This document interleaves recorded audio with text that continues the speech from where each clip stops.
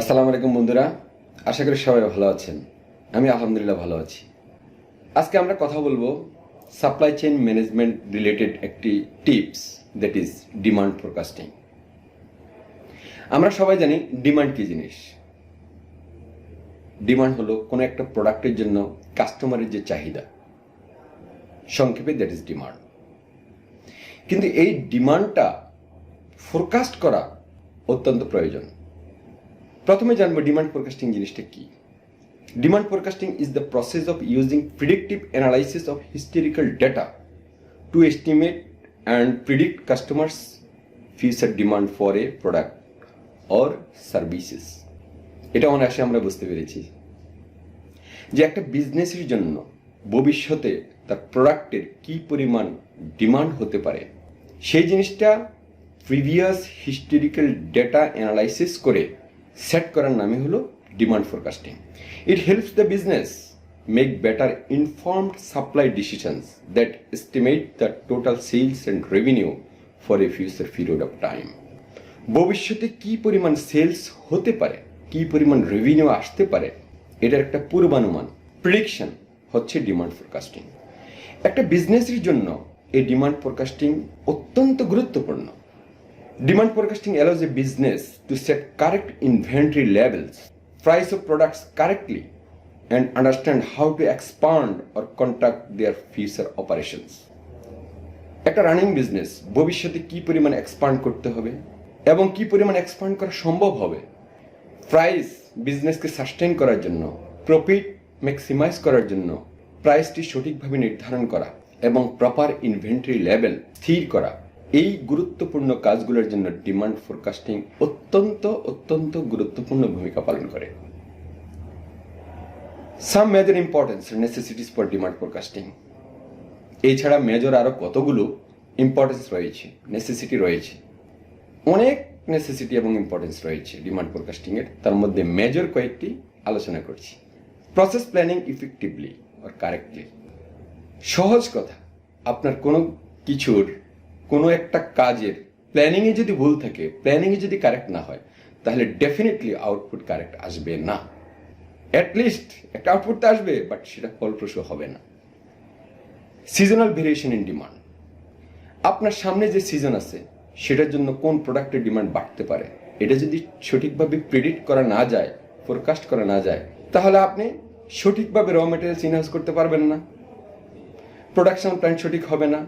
এরপরে সিজন যখন আসবে দেখা যাচ্ছে যে আপনি হঠাৎ করে দেখলেন যে না, যে পণ্যের ডিমান্ড সেটা র মেটেরিয়ালস আপনার হাতে নেই, কালেকশনে নেই, so that business will be fault. তাহলে সিজনাল ভেরিয়েশনে কাস্টমার ডিমান্ড কি হতে পারে, সেলস ভলিউম কোনটার বাড়তে পারে অথবা কোনটার কমে যেতে পারে, সেটার ব্যাপারে সঠিক সিদ্ধান্ত নেওয়ার জন্য demand forecasting is very important. আপনি সামনের দিনে কি ডিমান্ড বাড়বে সেটা যদি প্রিডিক্ট করা না যায়, তাহলে বিজনেস সাস্টেন করা মোটেও সম্ভব নয়।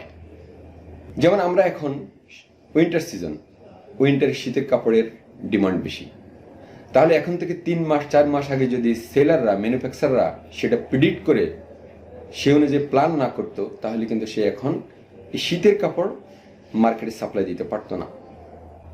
তারপর কি হতো, তার বিজনেস, প্রোডাকশন, এভরিথিং স্টপ হয়ে যেত। So that it is very important. এই কথাটাই বলছিলাম, predict product demand to the customer. ভবিষ্যতে কি হতে পারে প্রোডাক্ট ডিমান্ডের ক্ষেত্রে প্রিডিকশন। একটা উদাহরণ হচ্ছে নোকিয়া মোবাইল ফোন। আমরা সবাই জানি এই নোকিয়া মোবাইল ফোন ছিল এক সময়ে সেরা, কাস্টমারদের সেরা পছন্দ এবং টেকসই, মজবুত। আমি নিজেও একটি নোকিয়া ফোন ব্যবহার করেছি। সেই নোকিয়া মোবাইল ফোনের বিজনেস কিন্তু ফল্ট করেছে, বিকজ অফ তারা কাস্টমার ডিমান্ডকে সঠিকভাবে প্রেডিক্ট করে সেই অনুযায়ী তাদের প্রোডাক্টে চেঞ্জ আনেনি, যার কারণে এক পর্যায়ে নোকিয়ার ডিমান্ড কাস্টমারদের কাছে চলে গেছে এবং কাস্টমাররা অন্য প্রোডাক্টের উপর ঝুঁকে পড়েছে। এক পর্যায়ে নোকিয়ার প্রোডাকশন হচ্ছে, সেলস হচ্ছে না, না হতে এক পর্যায়ে বিজনেস ফল্ট করেছে। So that customer demand prediction very important এবং সেটার সাথে তাল মিলিয়ে প্রোডাক্টের মধ্যে চেঞ্জ আনতে হবে। কারণ কাস্টমার স্যাটিসফ্যাকশন যদি অপটিমাইজ না হয়, অপটিমাল লেভেলে না হয়, তাহলে আপনার প্রোডাক্ট সেল হবে না। প্রোডাক্ট সেল না হলে কি হবে, প্রফিট হবে না, খালি কস্ট হবে এবং বিজনেস এক পর্যায়ে বন্ধ হয়ে যাবে। ইন্ডাস্ট্রির আউটপুট কার কাছে যেতে হবে? ইউজারের কাছে যেতে হবে। আর ইউজার স্যাটিসফ্যাকশন না হলে সে কিনবেও না, ব্যবহারও করবে না, তাহলে business will be fault. Reduce safety stock and inventory levels. আমার সামনে কি প্রোডাক্টের চাহিদা বাড়বে সেটা যদি আমি সঠিকভাবে প্রেডিক্ট করতে না পারি, না জেনে অযথা র মেটেরিয়ালস ইনহাউস করলাম, স্পেয়ার পার্টস ইনহাউস করলাম, অনেক র মেটেরিয়ালস পাইপলাইনে আছে, আবার স্টোরে আছে, আরও ইম্পোর্ট করার জন্য প্রসেস করা হলো, তারপর আসার পরে দেখা গেল যে আমার সঠিক প্ল্যান না হওয়ার কারণে, সঠিক ডিমান্ড ফোরকাস্টিং না হওয়ার কারণে আমি যে প্রোডাক্টের জন্য র মেটেরিয়ালস ইম্পোর্ট করেছি সেটার এখন মার্কেটে ডিমান্ড নেই। তাহলে কি হবে? সব র মেটেরিয়ালস স্টোরে পড়ে থাকবে। আর স্টোরে raw materials inventory level high থাকা মানে working capital involvement. Working capital huge involvement means bank interest, huge cost. Safety stock আমার প্রয়োজন আছে, বাট প্রয়োজনের তুলনায় খুব বেশি রাখাটা কিন্তু বোকামি। খুব বেশি মালামাল যখন স্টোরেজে থাকবে তখন এটার ড্যামেজ হবে, ডেস্ট্রয় হবে, ফিলপারেজ হবে, এবং সেটা যে গোডাউনের স্পেসের একটা রেন্ট আছে, এই মালামাল রক্ষণাবেক্ষণের জন্য এমপ্লয়মেন্ট লাগবে, এমপ্লয়ি লাগবে, এভরিথিং বিলংস টু কস্ট। সুতরাং এই ইনভেন্টরি লেভেল অপটিমাইজ স্টেজে রাখার জন্য demand forecasting is very very important. আমি যখন জানবো সামনে কাস্টমার ডিমান্ড চেঞ্জ হওয়ার পসিবিলিটি আছে, এই প্রোডাক্টের চাইতে অন্য প্রোডাক্টের দিকে কাস্টমাররা ঝুঁকে পড়ছে, তখন আমি আননেসেসারি র মেটেরিয়ালস ইনপুট করব না। যেটা ডিমান্ড বাড়বে সেটার র মেটেরিয়ালসে আমাকে কারেকশন করার চেষ্টা করতে হবে। Reduce risk of stock outs. আমার একটা জিনিস প্রোডাকশন প্ল্যান করলাম, সব কিছু করলাম, মেশিনারিজ রেডি করলাম, এমপ্লয়ি অপারেটর সব কিছু রেডি করলাম, এরপরে দেখা যাচ্ছে যে আমার যে প্রয়োজনীয় র মেটেরিয়ালস অথবা স্পেয়ার পার্টস অথবা কনজিউমার্সে বলি, সেটা আমার স্টক আউট হয়ে গেছে। এটা একটা রিস্ক, কারণ সাপোর্ট সার্ভিস এনশিওর না করলে প্রোডাকশন ইফিসিয়েন্টলি করতে পারবে না। সো দ্যাট কারেক্ট প্রেডিকশন এবং কারেক্ট ডিমান্ড ফোরকাস্টিং এর মাধ্যমে আমাকে প্রোডাক্টের লেভেল, ইনভেন্টরি লেভেলটা সঠিকভাবে নির্ধারণ করে সেই অনুযায়ী মেটেরিয়ালসের সাপ্লাই এবং স্টোরেজ এনশিওর করতে হবে, যাতে করে এমনটা না হয় যখন আমার প্রোডাকশন সাপোর্ট দেওয়া প্রয়োজন তখন আমার স্টোরেজে মালামাল নেই, স্টক আউট হয়ে গেছে। এই ধরনের রিস্ককে মিনিমাইজ করার জন্য, এই ধরনের রিস্ককে অ্যাভয়েড করার জন্য demand forecasting is very very important. Then improving shipping and business sustainability. Business থাকলেই হবে না, অর্গানাইজেশন থাকলেই হবে না, এটা sustainability is very very important. যদি সাস্টেন করতে না পারে তাহলে কিন্তু ফিক্স অ্যাসেট সব লস হয়ে যাবে। ধরুন আপনার একটা ফ্যাক্টরি আছে, ছোটখাটো হলেও আপনি আস্তে আস্তে আস্তে আস্তে যখন বড় হবেন সেটার জন্য আপনাকে আস্তে আস্তে সাস্টেইন করতে হবে। সাস্টেইন করলে আপনি আস্তে আস্তে বড় হতে পারবেন। কিন্তু আপনি 6 মাস বা 1 বছর খুব ভালোভাবে বিজনেস করলেন, অনেক প্রফিট করলেন, পরবর্তী বছরে দেখা যাচ্ছে যে আপনি আর প্রতিষ্ঠান চালাতে পারছেন না, ডিমান্ড চেঞ্জের সাথে তাল মিলাতে পারেন নাই, অথবা র মেটেরিয়ালসের যে পাইপলাইন অথবা কি আনতে হবে, কতটুকু করতে হবে, ইনভেন্টরি লেভেল সঠিকভাবে প্রিডিক্ট করতে পারেননি, পরের বছর দেখা যাচ্ছে যে আর প্রোডাক্ট চলছে না, তাহলে it is a big losses এবং এক পর্যায়ে দেউলিয়া হওয়ার মতো অবস্থা হয়ে যেতে পারে। এটা কারো কাম্য নয়। সুতরাং বিজনেস সাস্টেনেবিলিটির জন্য, টিকে থাকার জন্য, বেঁচে থাকার জন্য, বিজনেসকে রক্ষা করার জন্য, এই বিজনেসের সাথে জড়িত যত স্টেক হোল্ডার আছে তাদের সবার সার্ভাইভালের জন্য demand forecasting is very very important.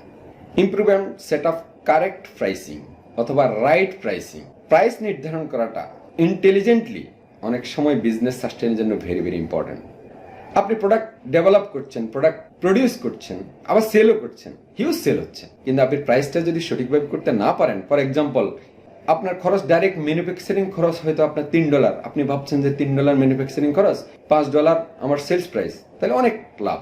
কিন্তু আপনার এই ম্যানুফ্যাকচারিং কস্ট যে $3, এটার সাথে যে আনুষঙ্গিক কস্টগুলো আছে, logistics, storage, transportation, warehousing, other যে কস্টগুলো আছে সেগুলোকে সঠিকভাবে কনসিডার করে তারপরে যদি আপনি প্রাইসটা যদি রাইটলি অ্যান্ড কারেক্টলি সেট করতে না পারেন, তাহলে দেখা যাবে যে বছর শেষে বা একটা সিজন শেষে আপনার সেলসও হয়েছে, ইনকামও হয়েছে, কিন্তু তার চাইতে খরচ বেশি, তাহলে বিজনেস সাস্টেন করবে না।